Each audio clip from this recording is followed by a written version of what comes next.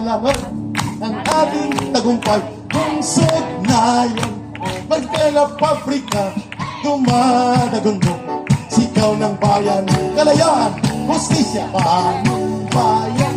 Tayo'y magwawagi, isisigaw, hudyat ng paglaya. Sa liwasang Bonifacio, magtitipon ang sambayan ng Pilipino. Kaya na, ang mga awit ng bayan, sila muna ang magsisimula.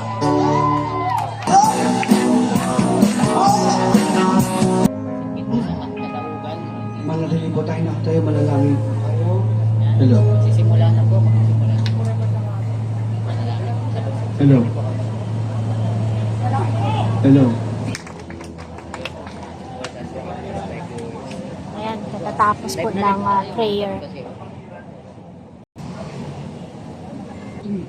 Bayang mag-ibig, isang sinanganan, alap ng puso, sa dibdib mo'y buhay.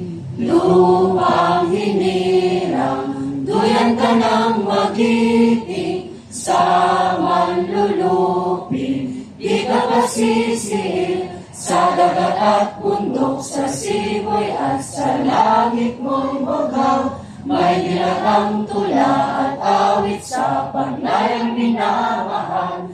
Ang isang ng watawat mo'y tagumpay na naglilibing. Ang bituin at araw niyang kailan pa may magdidilim.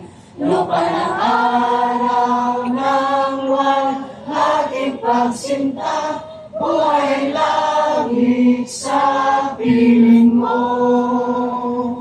Aming ligaya ng pag may nakaapit, ang mamatay lang dahil sa'yo. So, wag po na sila. So, wag na sila. Problema na sila. Pagpunan na natin kung ano kayo. Kamusta na mga kapatid ko? Okay pa ba kayo? Baka hindi na.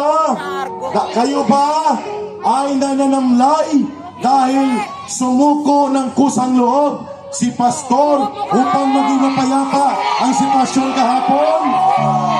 Kung hindi tayo nananamlay at nauunawaan natin ang dahilan ng ating buting pastor at ng mga kasama niya dahil kahapon na hostage na parang mga kriminal ang pumasok sa loob ng compound ng Kingdom of Jesus Christ. Kung kaya dahil dyan tayo ay magpapatuloy ng ating paninindigan para sa pagbabago sa nabubulok na gobyernong ito ni Marcos Jr. Kaya ka, Eric, kitang-kita niyo ba kung paano nag-intervene ang Ama? Yes! Sa kabila ng mangyayaring madugong bagay, hindi niya ito pinahintulutan. Sapagkat inalay ni Pastor ang kanyang buhay para sa libo-libong mga kingdom citizens na bala sa gubain ng pulis.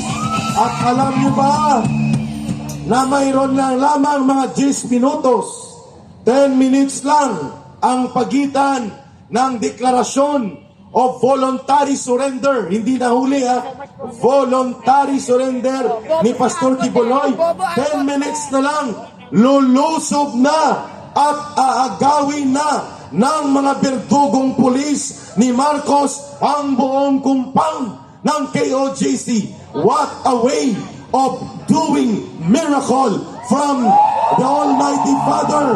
Hindi naganap ang sagupaan. Kasi kung hindi po inabot ng declaration of voluntary surrender ni Pastor Kibuloy, ay kakalat ka rin, bubugbugin, tatransyonin, titirgasin, at kung manglaban pa at manindigan na wag iwan ang inyong rightful ownership to the compound in Davao, pwedeng barilin ang ilan sa inyo at pwede ring pagpuhulihin o mapatay ang ilang mga leaders ninyo. Matter of 10 minutes lang ang palugit ng sumabog ang balita that Pastor Kibuloy decided to have the moral duty to stand up for the congregation and voluntarily surrendered kahapon.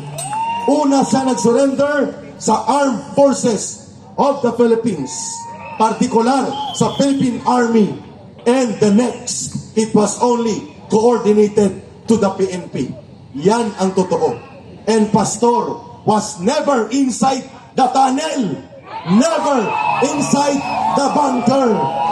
Saan ang galing si Pastor at bigla na lang sumulpot doon sa area nang galing sa puso ng bawat nagmamahal na mga kasapi at kaanib ng Kingdom of Jesus Christ.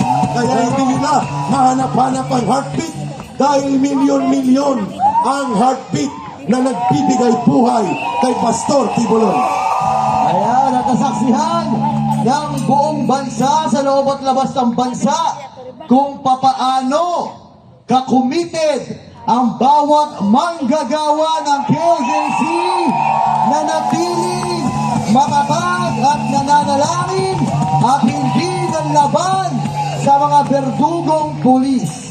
Kaya ngayon, Ka Eric, At yan, inihanda natin. At dahil dyan, bago ang mga paglilinaw na pahayag ni Atty. Torion, bumabalik tayo sa Liwasang Bonifacio sapagkat hindi pa tapos ang laban ng ating pinaninindigan. Pagbabago sa nabubulok na lipunan, pagbabago sa bulok at abusado, inutil na gobyerno ni Bongbong Bangag Marcos. Kaya kasama ang bayan, laban kasama ang bayan, laban kasama ang bayan, laban kasama ang bayan. Ayan. At pwede na kayong umupo upang matunghayan ang pahayag ng Lead Council, ang nangungulang abogado ng Kingdom of Jesus Christ. Niya sa AFP, no? Well, it was really a surrender, no? It was really a surrender kasi hindi naman talaga siya nakita ng mga pulis, no? Right after nung meron kasing text message from a high police officer na gloves off na daw at kung sino mang haharang, dadakpin. Ako, meron lang designated na police officer na dadakpin, no? Worried si Pastor noon because he did not want the situation really to escalate. And he wanted to check on his people and whether ito version lang talaga ito sa katotohanan, ha, na he had to check on his people. So galing sa bundok, no, whether you believe it or not, pumasok siya ulit dun sa compound to check on his followers, and he informed them, no, na he has to surrender, this has to end, no. And ang kapakanan daw ng kaniyang mga miyembro ang pinaka-importante, no? And he even checked on his people. Kaya yung sabi ni General Torre na nandyan lang yan si Pastor, naglalakad-lakad lang yan. Hindi yung totoo until September 7 onwards. Kasi nalaman ko nga yung na nandyan na sa loob si Pastor September 8 kahapon lang morning, no? And that's the truth about it, no? So he decided to surrender to end the not to worsen the situation further. May namatay na, marami nang nasugatan, yung kanyang cathedral na desecrate na, yung GMC na turn into a mining operation na, no? Marami ng mga sasakyan ng affiliate companies at maski walang kinalaman na confiscate na, no? So sabi niya this has to end, and he had to explain to his leaders, no? So yun, it was really a surrender. Hindi po yung maski naman po yung PNP ay nag-acknowledge po niyan, no? We operationalized yung na pag-usapan namin kasi ang tumulong talaga namin noon, no? At saka hanggang ngayon si General Silo, no? And yung mga mga sabi niya sa amin, no? Kasi matino na tao at honorable to si General Silo. General Silo trusted him, but of course, since he is a member of the PNP, we had to katotohanan lang talaga, we had to contact the Philippine Army, no? And meron pong nag-go-between sa amin, yung akin pong gwapo na kliyente, yung gobernador po ng Davao del Norte, and then he nagpatulong ako sa kanya, and he was able to connect me to the ISAF po, yung ISAF, no? Ito, I have to tell the truth. Pasensya na po sa ISAF kasi ayaw sana nila ma-mention, pero kailangan malaman ng taong bayan. Kasi si Pastor, ang trust po niya sa AFP, no? So, yun, nagkita kami ng mga opisyal ng, ng ISAF, and then, sila Colonel Cabading, si Colonel Ruiz, and then, ang napag-usapan kasi, hindi talaga po pwede na yung arresting officer ay yung maggawa ng mga paperworks ay AFP. So we had to contact yesterday, si Colonel Ruiz had to contact General Macapas po. And then General Macapas had to coordinate with with the higher ups, no? And General Francisco, no? And then meron pa siya mga tinawagan po.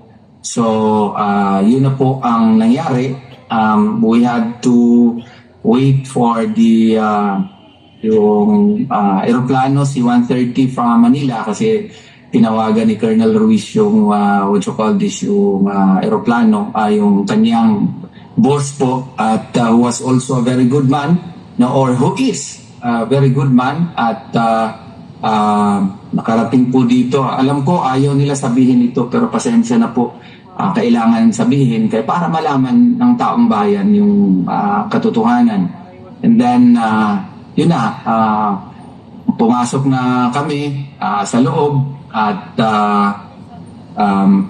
nag-usap si General Macapas and Colonel Ruiz dun sa loob together with me, kay Pastor, at umalis kami sa compound at sumakay ng C-130 at papunta po sa Camp Crame. Ang isang usapan sana ay ayaw na namin ng away, gusto lang namin media blackout sana kay para malagay sana in proper perspective.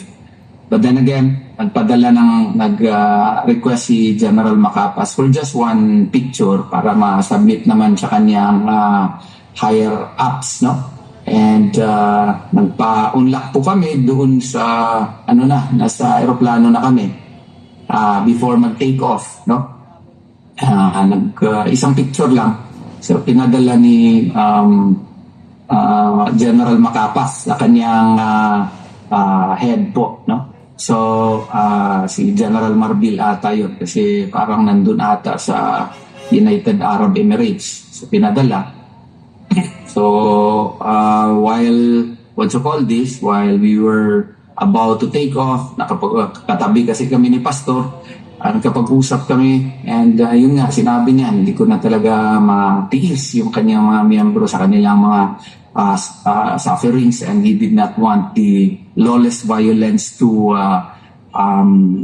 expand further, and he wanted to end it, and he wanted to do the ultimate sacrifice. So after September 7, I don't know how he did it. Pumasok siya doon, and then he met his he met his leaders, no? So as to how he did it, hindi na ako nagtanong po. Kasi hindi kami makipag-usap masyado kay nasa gilid ko si General Macapas, no? Sunod kasi kami sit down po doon sa malaking C-130. First time ko po sakay ng C-130. So yun, ang buong katotohanan po ay hindi po siya naaresto. Ilang beses na po bumabalik-balik sa Senate investigation.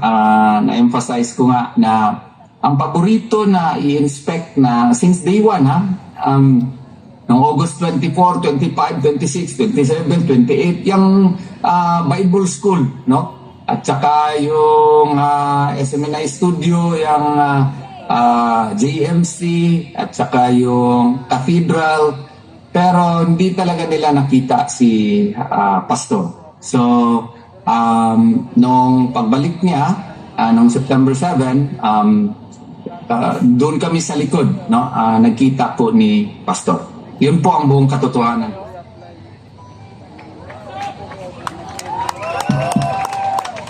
Inaayos natin ang ilang technical na aspeto ng video, pero may napansin kayo kanina sa pahayag ni Attorney Torion. Sabi niya, humingi si General Macapas ng isang picture lang sa loob ng C-130 habang nakaupo na sila Pastor Kibuloy. At ang picture, kailangang ipadala sa abroad kay General Marbil at kay Abalos. Magkasama sila sa Dubai o sa United Arab Emirates. Sabi ko kanina kay Brother Franco, that was the crucial 10 minutes. Kasi kung na-delay yun, ang order ay lulusubin na. At kukubkubin ang buong compound, kakalagkarin ng pwersahan, sasaktan kung kinakailangan, bububugin kung kinakailangan, titirgasin kung kinakailangan, ang lahat ng mga nasa loob ng compound, walang sisinuhin. Bata, matanda, babae, lahat ng mga sibilyan. Matter of 10 minutes lang yung picture na yon na ipadala.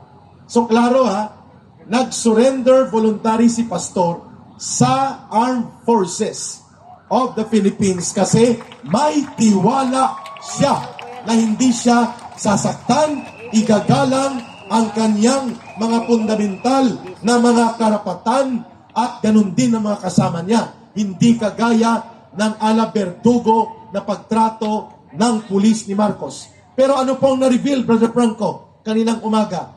Hindi pala totoo na galing kay Abalos lamang, kay Marbil, papunta kay Torre, ang mga utos na labagin ang karapatan ng mga sibilyan ng mga kababayan natin sa KOJC. Saan galing, Brother Franco? Kanino pa ba?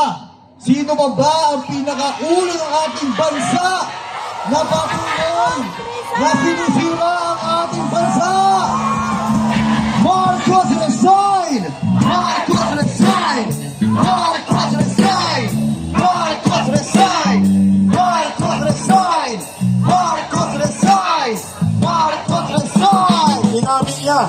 Sabi niya, ako ang may gusto na kapag pumasok ng mga pulis, huwag nang umalis sa loob ng compound. Kahit ito ay illegal, kriminal na utos, ang makakagawa lamang nito na hahayaan niyang saktan ng mga sibilyan, may mamatay, may gawing kriminal. Ang mga pulis, ang pwedeng mag-utos niyan ay isang leader na wala sa ustong katinuan na dapat ng palayasin. Marcos Bangag! Palayasin! Marcos Bangag! Palayasin! Marcos Bangag! Palayasin! May video tayo na